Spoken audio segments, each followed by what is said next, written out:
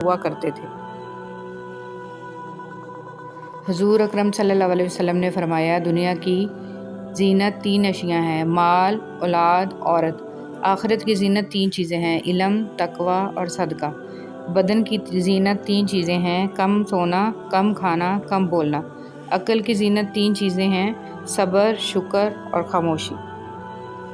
تہجد ایسا مرہم ہے جس کے پاس ہر چوٹ کا علاج موجود ہے، بس تمہیں یقین رکھنا ہے، پھر وہ زخم بھی بھر جائیں گے جو تمہیں لگتا ہے کہ کبھی بھر نہیں سکتے، اور وہ قصے بھی مکمل ہو جائیں گے جو تمہیں لگتا ہے کہ انہیں کوئی مکمل نہیں کر سکتا، اور مت بھولو تمہارا رب سب کچھ کر سکتا ہے، سب کچھ۔ تہجد کا خاموش سجدہ اور زار زار بہتے ہوئے آنسوؤں کو وہ کبھی ضائع نہیں کرتا۔ جب گزارش لاڈلی عبادت میں کی جائے تو لاڈلے کی دعا کہاں ادھوری رہ سکتی ہے؟ کائنات جو بھی کہے پھر وہ ہو کر رہتا ہے جو اس کا بندہ اس سے مانگ لیتا ہے۔ سنو، تمہیں سب مل جائے گا جو تم چاہتے ہو۔ تمہارا سجدے میں اللہ کے سامنے گڑ گڑانا کبھی ضائع نہیں جائے گا۔ اللہ تو ہر دعا پوری کرتے ہیں، اور جو تہجد میں مانگی جائے اس دعا کا تو مقام ہی بہت ہے۔ مایوس نہ ہوا کرو، اللہ تمہیں بہت قریب سے دیکھ رہا ہے، وہ جانتا ہے کہ کون سی اذیت تمہیں توڑ رہی ہے۔ اللہ تمہاری دعا، تمہاری چاہت جلد ہی تمہیں لوٹا دیں گے۔ اگر تہجد میں کوئی خاص بات نہ ہوتی تو اللہ کیوں تہجد پڑھنے والوں کے لیے پہلے آسمان پر آتا، صرف یہ پوچھنے کے لیے کہ انہیں کیا چاہیے؟ اللہ ان کی دعائیں 7 آسمانوں کے پار سے بھی سن سکتا ہے، لیکن پھر بھی اللہ ان سے ملاقات کے لیے تشریف لاتا ہے۔ تو جیسے اللہ نے تہجد کو باقی نمازوں سے جدا رکھا ہے، ویسے ہی اسے تہجد پڑھنے والوں کو بھی سب سے جدا رکھا ہے۔ اللہ تہجد پڑھنے والوں کو سب سے خاص رکھتا ہے، اور ان کے لیے ایسے معجزے ہیں جو کسی کے لیے نہیں ہیں۔ اب اللہ 7ویں سے پہلے آسمان پر اپنے بندوں کو خالی ہاتھ لوٹانے تھوڑی نہ آتا ہے۔ تہجد میں کی گئی دعا بند ہوئے سب دروازے کھول دیتی ہے۔ تہجد میں فرش پر کیا گیا سجدہ انسان کو عرش پر اللہ سے ملا دیتا ہے۔ ہر رات دعا کی قبولیت۔ جابر رضی اللہ تعالیٰ عنہ نے کہا، رسول صلی اللہ علیہ وسلم فرماتے تھے، ہر رات میں ایک گھڑی ایسی ہے جو اس وقت جو مسلم آدمی اللہ سبحانہ و تعالیٰ سے دنیا اور آخرت کی بھلائی مانگے، اللہ سبحانہ و تعالیٰ عطا کرے، اور یہ گھڑی ہر رات میں ہوتی ہے۔ تہجد وہ تمام معجزے کروا سکتی ہے جن کے متعلق دنیا والے کہتے ہیں ہم عام انسان ہیں، ہمارے لیے کہاں ہوں گے ایسے معجزے۔ وہ شاید بھول جاتے ہیں کہ وہ رب معجزے کرنے پر قادر ہے، اور وہ ہم عام انسانوں کا بھی رحمان رب ہے۔ رسول صلی اللہ علیہ وسلم نے ارشاد فرمایا، اپنے شر سے دوسروں کو محفوظ رکھے، یہ بھی ایک قسم کا صدقہ ہے۔ حضرت علی رضی اللہ تعالیٰ عنہ نے فرمایا، وہ جگہ چھوڑ دو جہاں تمہاری 2 چیزوں کی قدر نہ ہو، تمہارے احساس کی، تمہارے الفاظ کی، پھر چاہے وہ کسی کا گھر ہو یا کسی کا دل۔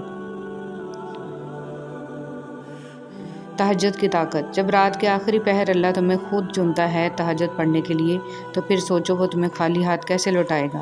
اس لیے جب بھی رات کے آخری پہر آنکھ کھلے تو اسے بے وجہ مت سمجھ لینا، اس کا مطلب ہے اللہ تم سے تہجد میں ملاقات کرنا چاہتا ہے۔ رسول صلی اللہ علیہ وسلم نے ارشاد فرمایا، سب سے افضل صدقہ روٹھے ہوئے لوگوں میں صلح کرا دینا ہے۔ سچائی کے راستے پر چلتے ہوئے اگر اکیلے رہ جاؤ تو مایوس مت ہونا، کیونکہ اکیلا سورج ہی اندھیرے کو روشنی میں بدل دیتا ہے۔ بیوی چاہے جتنا بھی کام کر لے، یہ کہہ کر اس کی دل شکنی کر دی جاتی ہے کہ یہ تو عورت کے فرائض میں شامل ہے۔ یہ ایک غلط سوچ ہے۔ اگر ایک عورت گھر کا خیال نہ رکھے، آپ کو کھانا نہ پکا کر دے، آپ کے کپڑے نہ استری کرے، تو کیا آپ کا گھر چل سکتا ہے؟ عورت ایک نعمت ہے، اس کی قدر کریں۔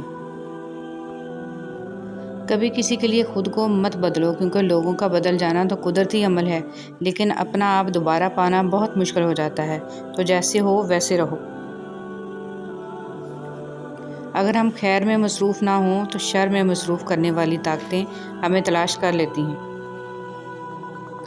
آپ کی زندگی میں جو بھی فیز چل رہا ہے، اس فیز تک آپ کو اللہ تعالیٰ لایا ہے، آپ خود نہیں آ گئے۔ اللہ تعالیٰ نے آپ پر مشکلیں بھی ڈالیں اور آسانیاں بھی، تاکہ آپ شکر اور صبر دونوں سیکھیں۔ قبر کے اندر یا قبر کے باہر کسی ایک جگہ تو مشقت اٹھانی ہی پڑے گی۔ کہاں اٹھانی ہے، انتخاب آپ خود کر لیں۔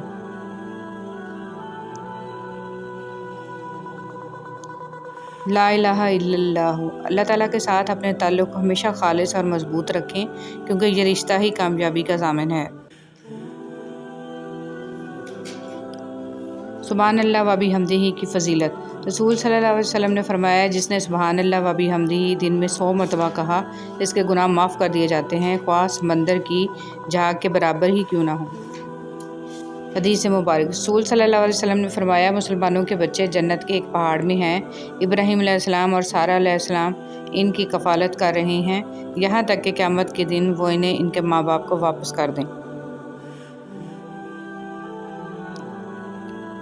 جن کے دل ایمان سے اور رب پر یقین سے بھرے ہوتے ہیں، ان کی زندگی پر میرے رب کی کڑی نگرانی ہوتی ہے، بس یہی کافی ہے اس مختصر قیام دنیا کے لیے۔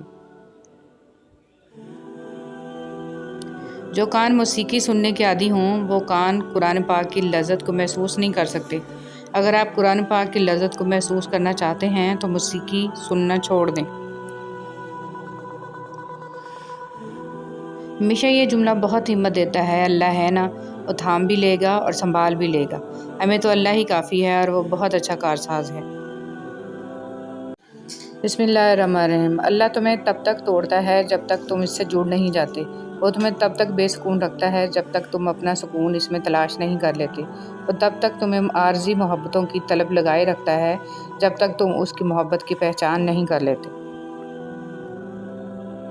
رسول صلی اللہ علیہ وسلم نے فرمایا، اللہ عز و جل فرماتا ہے، میں نے اپنے نیک بندوں کے لیے وہ کچھ تیار کر رکھا ہے جسے کسی آنکھ نے دیکھا ہے، نہ کسی کان نے سنا اور نہ کسی انسان کے دل میں اس کا خیال تک آیا ہے۔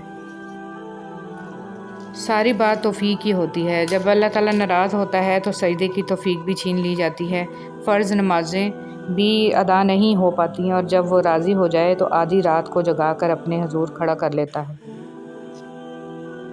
یا اللہ تو میرے نصیبوں وہ لکھ دے جس کی مجھے چاہت ہے، وہ دعا جو میری نمازوں میں ہے، وہ دعا جو میرے وجود میں ہے۔ اے رحمان و رحیم، تو دلوں کے حالوں کو بہتر جانتا ہے، مجھے وہ عطا کر جس کی تمنا مجھے بے سکون رکھتی ہے۔